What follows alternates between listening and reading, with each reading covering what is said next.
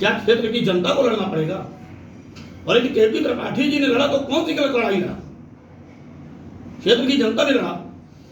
कल उसका वीडियो हम देख रहे थे, उस लड़के का, कि वो रो के, शायद आप लोगों के बीच में किसी के पास हो, वो रो रहा था, उसकी बहनें रो रही थी कि आज रक्षाबंधन है, यदि केपी त्रिपाठी जी हमारी मदद न किए होते तो शायद क्या पता लड़के के साथ क्या हो सकता था।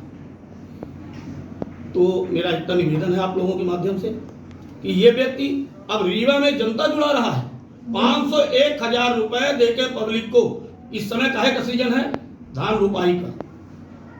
500 रुपए मजदूर मिलते हैं तो कहते हैं हम 1,000 देंगे, चलो बस 40 ट्रैक्टर बुक करो। पूरे जिले में ये धंधा चालू, कांग्रेस को भीड़ दिखाने के लिए। इतने बड़े तो तुम नेता हो नहीं, तुम सौंज राजेंद्र शुक्ला जी की करोगे, सौंज दादा की करोगे।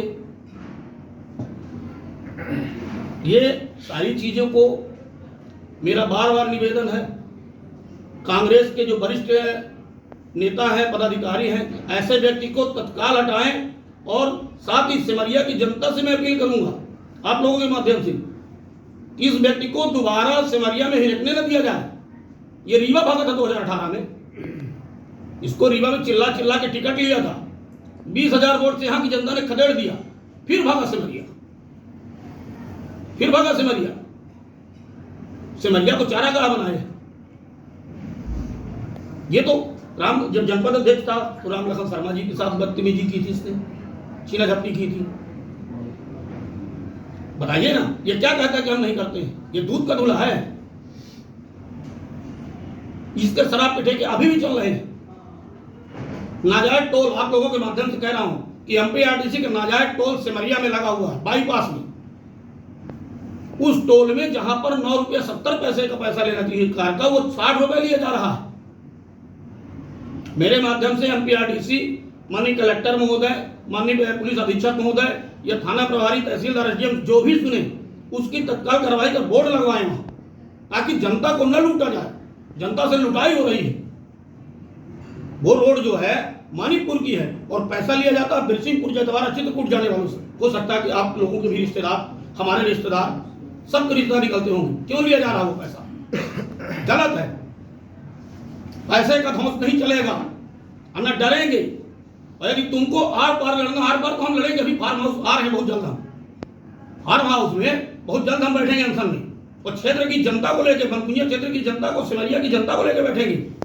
जिस जनता के दम तुम विधायकी पाने के बाद गुंडाई करते हो, मारपीट करवाते हो, मरवाते हो, गिरवाते हो, पुलिस में फंसाने के डरवाते हो, कोई नहीं मानेगा तो उसको घरे गिरवा दोगे। अभी चंद्रपुर बरों में घर गिरवाया तुमने, कहते हो कि हम नहीं, हमने नहीं गिरवाया। अभी तत्काल की घटना आप लोग साथ चलाए होंगे मीडिया के माध्यम से, चंद्रपुर बरों में घटना घटी थी। शायद मिस्त्री लाल तिवारी जी ने माननीय कलेक्टर महोदय जी के यहाँ आवेदन दिलवा के मीडिया के माध्यम से भी कहा, ये तानाशाही नहीं चलेगी, जनता की लूट नहीं चलेगी। तुम जनता को लूट रहे हो।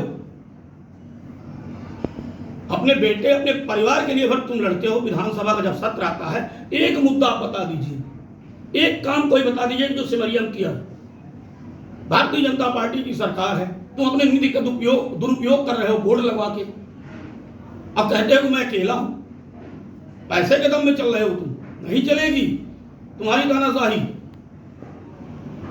और आप लोगों से बार बार मेरा निवेदन है कि आप लोग इसको चलाएं। और मैं इसके लिए फार्म हाउस में, जहां पर ये पूरा रास्ता जाम कर दिया बनकुनिया क्षेत्र का, मैं वहीं बैठूंगा अनशन में। अवैध फार्म हाउस, अवैध सिमरिया में बिल्डिंग, जमीनों का विवाद। अब भोपाल में ले लीजिए, भोपाल में खड़े हो जाए तो चोर बोलते हैं विधायक इसको।